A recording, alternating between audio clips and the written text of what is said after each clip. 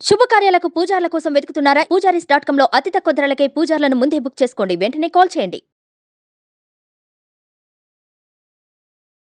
నమస్తే దత్త గారు. నమస్తే అమ్మా. దత్త గారు, మనం 27 నక్షత్రాల గురించి మనం తీసుకున్నట్టయితే మొదటిగా అశ్విని నక్షత్రం వాళ్ళ విషయానికి వస్తే గ్రహాలు బాగుంటేనే నక్షత్రం వైజ్గా వాళ్ళకి చాలా బాగుంటుందని మీరు అంటుంటారు కదా.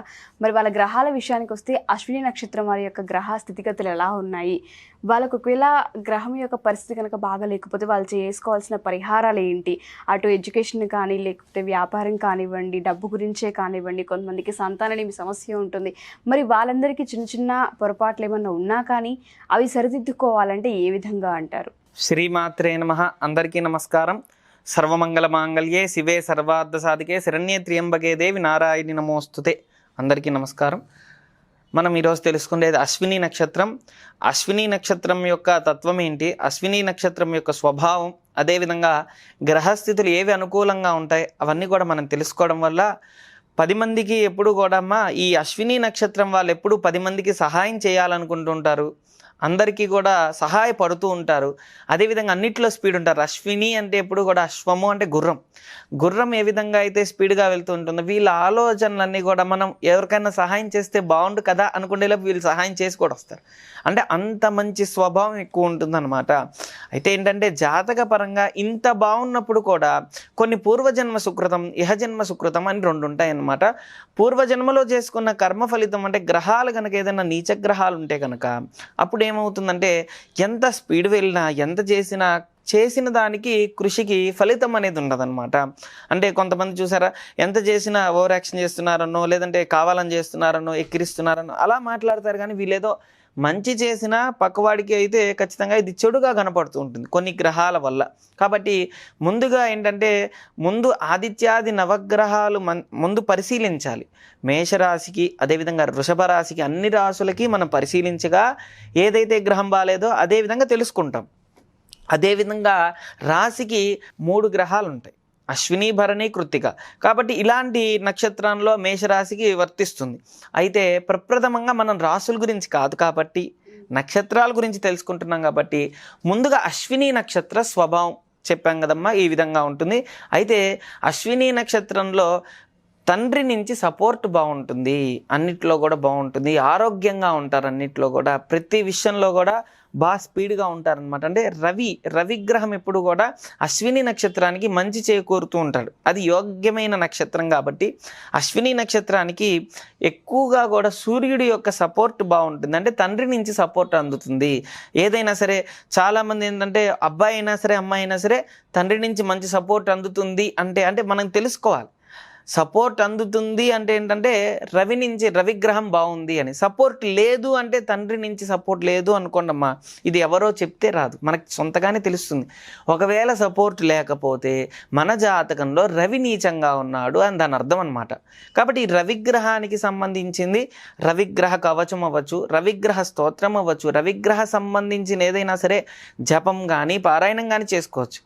అదేవిధంగా చపాతీ కానీ గోధుమ పిండి కానీ గోధుమలు సంబంధించింది ఏదైనా సరే ధాన్యం కానీ ఇవి దానం ఇస్తే కనుక శుభ ఫలితాలు శీఘ్రంగా ఉంటాయి. అంటే వీళ్ళకి ఎప్పుడు కూడా ఇప్పుడు మంచి రాజకీయాల్లో రావాలన్నా అదేవిధంగా ఆరోగ్యం బాగుండాలన్నా అన్నిట్లో ఫస్ట్ ఉండాలని ఎప్పుడు ఆలోచనలో ఉంటారు. అయితే అలాంటిది రవి నీచంగా ఉంటే ఏమవుతుందంటే ఫస్ట్లో ఉన్నప్పటికీ కూడా ఆనందం ఉండదు. కాబట్టి అలాంటి ఆనందం రావాలంటే ఖచ్చితంగా కూడా ఈ సూర్యనారాయణ స్వామికి ఆరాధించాల్సిందే. ఖచ్చితంగా పొద్దున్నే లేవాలి, సూర్యుడికి దండం పెట్టుకోవాలి, ఖచ్చితంగా స్నానం చేసి ఏ కులమైన ఏ మతమైన దీంతో క్యాస్ట్తో సంబంధం లేదమ్మా. అంటే కొంతమంది పూజలు చేయాలంటే కష్టం స్వామి, చేయలేని స్వామి అని అడిగే వాళ్ళు ఉన్నారనమాట. కాబట్టి అందరూ ఇది ఆరాధించవచ్చు. పొద్దున్నే స్నానం చేసి సూర్యుడికి దండం పెట్టుకుంటే కనుక మంచి ఫలితం వస్తుందన్నమాట. ఈ విధంగా నవగ్రహాల్లో ప్రప్రథమైన గ్రహం ఆదిగ్రహం సూర్యగ్రహం. కాబట్టి అలాంటి గ్రహ దోషాలంటే సూర్యుడు కనుక జాతకంలో రవిగ్రహం అంటారమ్మా, రవిగ్రహం కనుక జాతకంలో నీచంగా ఉంటే ఈ ఫలితం ఉంటుంది. అయితే మంచి స్థితిలో ఉంటేమో తండ్రి నుంచి సపోర్ట్ ఉంటుంది, రాజకీయాల్లో బాగా వస్తారు, అన్నిట్లో స్పీడ్ ఉంటారు, స్కూల్లో కూడా మంచి ర్యాంక్ వస్తుంటుంది, అన్నిట్లో కూడా మంచి పేరు ప్రఖ్యాతలు ఖచ్చితంగా వస్తాయన్నమాట. అదేవిధంగా మనం చూసుకుంటే చంద్రుడు కూడా మంచి సపోర్ట్ ఉన్న గ్రహమే. మరి అశ్విని నక్షత్రానికి చంద్రుడు మంచి సపోర్ట్ ఉండటం వల్ల మంచి లాభాలు చేకూరుతాయి, ఎప్పుడు కూడా అన్నిట్లో విజయం సాధిస్తుంటారు.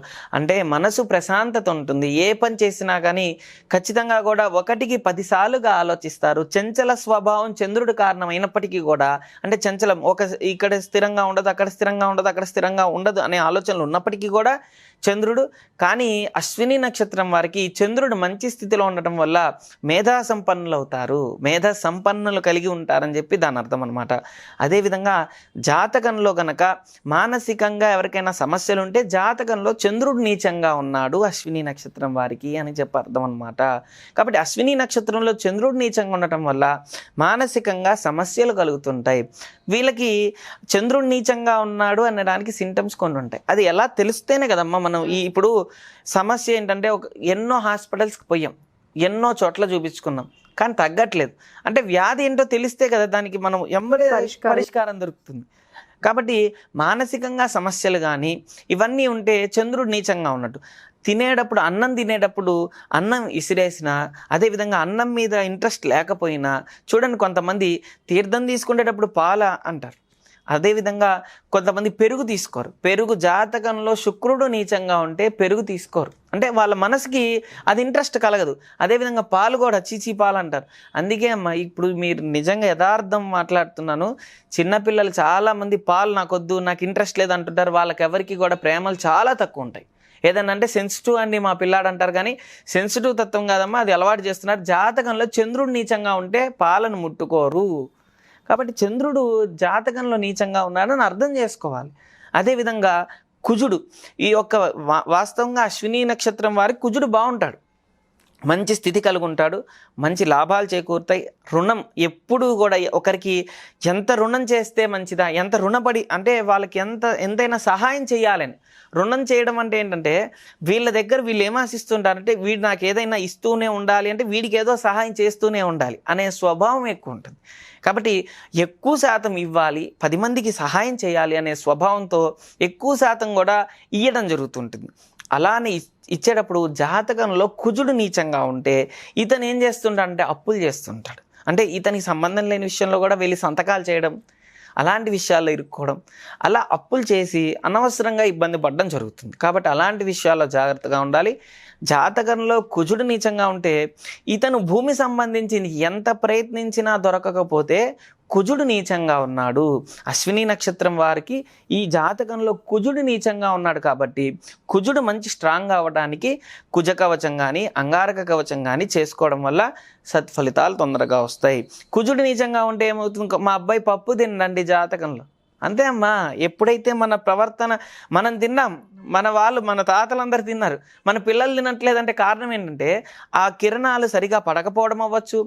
ఇది తిన్నప్పటి నుంచి అరగట్లేదు అంటున్నారంటే కిరణాలు సరిగా పడట్లేదు. అంగారకుడు ధాన్యం ఏంటిదయ్యా అంటే ఆడక ధాన్యం అంటారు. ఆడకం అంటే ఏంటంటే కందులు. ఈ కందులు ఎప్పుడైతే మనకి పడట్లేదో జాతక పరంగా కుజుడు నీచంగా ఉన్నాడని అర్థం ఖచ్చితంగా అమ్మ. కాబట్టి ఇప్పుడు ఇక్కడ స్విచ్ చేస్తేనే కదా అక్కడ కరెంట్ వచ్చేది. ఏదైనా సరే లైట్ వెలగాలంటే మనం ఇక్కడ స్విచ్ చేయాలి, అంతే కదమ్మా. అంతేగాని లైట్ వెలగట్లేదని 10 సార్లు చూసినా ఉపయోగం లేదు. అలానే ఇప్పుడు చూస్తుంటే జనాలలో జాతక పరంగా కొన్ని గ్రహాలు నీచంగా ఉన్నప్పుడు ఇలాంటి ఎఫెక్ట్ అయితే ఉంటుందన్నమాట. కాబట్టి కుజుడు నీచంగా ఉంటే ఈ విధంగా ఉంటుంది. ఎక్కువ శాతం అశ్విని నక్షత్రానికి గ్రహాలు చూసుకుంటే రవిగ్రహం బాగుంటుంది, చంద్రగ్రహం బాగుంటుంది, కుజగ్రహం బాగుంటుంది. అయితే బుధగ్రహం వచ్చేసరికి కొద్దిగా ఇబ్బందికరంగా ఉంటుంది. అంటే ఉద్యోగ పరంగా అవ్వచ్చు, అదేవిధంగా వ్యాపార పరంగా అవ్వచ్చు, కొన్ని ఆటంకాలు కలుగుతుంటాయి. అంటే వీరికి వచ్చే అధికమైన సమస్య ఏంటంటే ఎప్పుడూ కూడా 10 ఎత్తుక్కుంటుంటారన్నమాట. 10 జాబులు చేసేద్దాం, లేదంటే తొందరగా సెటిల్ అయిపోవాలన్న ఆలోచనలో ఉంటారు. దానివల్ల ఏమవుతుందంటే మంచి ఆఫర్స్ వచ్చినవేమో చెడగొట్టుకుంటారు, ఏదో చిన్న ఆఫర్స్ దానిలో ఏమో జాయిన్ అయిపోతుంటారు. అదే ప్రాబ్లం. అట్లా కాకుండా ఆలోచించండి, కూర్చొని ప్రశాంతంగా ఆలోచించి, అదేవిధంగా జాతకంలో బుధుడు బాగుంటే చేసేదే మంచి స్టెప్ వేస్తారు, వచ్చేటప్పుడే మంచి జాబ్ వచ్చేస్తుంది. అంటే ఇది బాగుంటే అంటే ఎలా ఉంటుందంటే అమ్మ, అశ్విని నక్షత్రంలో పుట్టేటప్పుడు మహర్దశ, అంతర్దశ, గ్రహాలు, స్థితులు, రాసులు 12 స్థానాలు అని ఉంటాయన్నమాట. ఈ 12 స్థానాల్లో గ్రహాలు ఎలా అయితే సంచారం జరుగుతుంటుందో దాని ఎఫెక్ట్ ఎక్కువ ఉంటుంది. మామూలుగా మనకి గ్రహాలు అశ్విని నక్షత్రానికి 3 గ్రహాలు బాగుంటాయి, 3 గ్రహాలు బాగుండవు. 9 గ్రహాల్లో 3 గ్రహాలు బాగుంటాయి. ఇందాక చెప్పాం రవిగ్రహం బాగుంటుంది, చంద్రగ్రహం బాగుంటుంది, కుజగ్రహం బాగుంటుంది. బుధుడు, శుక్రుడు, శని పాపగ్రహాలు అవుతారు. అయితే రాహుకేతులు ఛాయాగ్రహాలే. కాబట్టి మెయిన్గా ఇప్పుడు చెప్పుకునేది ఏంటంటే, ఈ బుధుడు ఒకవేళ జాతకంలో 12 స్థానాల్లో ఎక్కడైనా మంచి స్థానంలో పడ్డాడు అనుకోండి బుధుడు, అప్పుడు చెడుని మంచి యోగంగా ఇచ్చి మంచి జాబ్ ఇవ్వడం, వ్యాపారంలో మంచి స్థితి కలిగించటం, అన్నిట్లో బాగుండటం. ఒక వ్యక్తి వ్యాపారం చేస్తున్నప్పుడు ఈ అశ్విని నక్షత్రమైన వ్యక్తి సహజంగా పరిచయం అయ్యి అన్నిట్లో కూడా ఇద్దరు కూడా పార్ట్నర్స్గా ఉండి కనుక చేస్తే మంచి స్థితి కలుగుతుంది. అదేవిధంగా లాభాలు చేకూరుతాయి. కాబట్టి వ్యాపారంలో కూడా అన్నిట్లో కూడా అభివృద్ధి అనేది ఉంటుందన్నమాట. అలా బుధుడు పరంగా బాగాలేకపోతే బుధ కవచం చదువుకోవడం మంచిది. బుధ కవచం గూగుల్లో కొడితే వస్తుందన్నమాట. బుధ కవచం చేయడం వల్ల విష్ణు సహస్రనామం చదువుకోవడం వల్ల అశ్విని నక్షత్రం వారికి వ్యాపార పరంగా బాగుంటుందన్నమాట. ఉద్యోగ పరంగా కూడా బాగుంటుంది. చదువు మామూలుగా అశ్విని నక్షత్రం వారికి గురుగ్రహం బాగుంటుంది.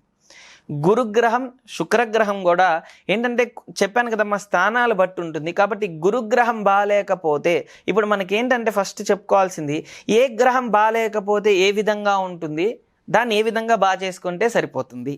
గురుగ్రహం బాగాలేకపోతే కనుక చదువు సరిగా రాదు, మా అబ్బాయి అన్నిట్లో స్పీడేనండి చదువులో వీక్ అండి అనే చాలామంది అంటుంటారు. అలా కాకుండా గురు గనక జాతకంలో నీచంగా ఉంటే చదువు పరంగా ఇంట్రెస్ట్ ఉండదు, కాన్సన్ట్రేషన్ ఉండదు, ఎంత చదివినా మైండ్కి ఎక్కదు. కాబట్టి అంటే కిరణాలు సరిగా పడట్లేదు అని అర్థం. కాబట్టి ఆ కిరణాలు పడేటట్టు గురు కవచం చదువుకోవడం వల్ల మంచి ఫలితం వస్తుంది. గురు కనుక మంచి స్థితిలో ఉంటే గవర్నమెంట్ జాబ్లో సెటిల్ అయిపోవడం, మంచి స్థితి కలగడం, చదువులో మంచి ప్లేస్లో ఉండటం, స్టేట్ ర్యాంక్ ఫస్ట్ రావడం, అన్నిట్లో కూడా అట్లా మంచి పేరు వస్తూ ఉంటుంది అనమాట. కాబట్టి ఆ విధంగా ఉంటుంది. శుక్రుడు కనుక బాగున్నాడు అనుకోండి, అశ్విని నక్షత్రం వారికి మామూలుగా ఏంటంటే శుక్రుడు కొద్దిగా నీచంగా ఉంటాడు. అది ప్లేస్ బట్టి కూడా ఉంటుంది, మంచి ఉండొచ్చు, చెడు ఉండొచ్చు. ఎందుకంటే 12 స్థానాలు ఉంటాయి కదా. ఈ 12వ స్థానంలో మన పుట్టే సమయం ఉంటుంది. ఆ సమయంలో లగ్నం బట్టి కూడా మన పూర్వజన్మ సుకృతం బట్టి కూడా మారుతూ ఉంటాయి. కాబట్టి శుక్రుడు జాతకంలో నీచంగా ఉంటే భార్య సంబంధమైన ఇబ్బందులు ఉంటాయి, గొడవలు అవుతూ ఉంటాయి, భార్యాభర్తల మధ్య ప్రేమాప్యాయత దూరం అవుతూ ఉంటారు, భయాందోళనకు గురవుతుంటారు. ఎప్పుడు భార్యతో గొడవలు అవుతుంటాయి, బయట లేడీస్తో కూడా గొడవలు అవుతూ ఉంటాయి అన్నమాట. ఇతను మంచి ఉద్దేశంతో చూసినా వాళ్ళు ఏదో విధంగా గొడవ అవుతుంది. కాబట్టి అలాంటి గొడవలు అవ్వకుండా మామూలుగా జాతకంలో కనుక ఈ అశ్విని నక్షత్రం వారికి శుక్రుడు బాగుంటే భార్యాభర్తల మధ్య ప్రేమాసఖ్యత ఏర్పడుతుంది, ప్రేమ ఆప్యాయత అనుకూలంగా ఉంటుంది. కాబట్టి శుక్రుడు బాగుంటే ఈ విధంగా ఉంటుంది. శుక్రుడు నీచంగా ఉంటే ఏం చేయాలంటే శుక్ర కవచం చదువుకోవాలి. శ్వేత వస్త్రం అంటే తెల్లటి వస్త్రాన్ని శుక్రవారం రోజు 1 కానీ 2 కానీ 10 మందికి పంచటం మంచిది. అంటే 10 సార్లు, ఇప్పుడు ఒకసారి శుక్రవారం ఉంది కదా, అలా 10 శుక్రవారాలు 10 మందికి ఇస్తే కనుక సత్ఫలితాలు తొందరగా వస్తాయన్నమాట. అశ్విని నక్షత్రం వారికి శుక్రుడు, శని, రాహుకేతులు చెప్పేదేం లేదమ్మా. ఎప్పుడు కూడా మంచి చేస్తూ ఉంటాయి, చెడు చేస్తూ ఉంటాయి.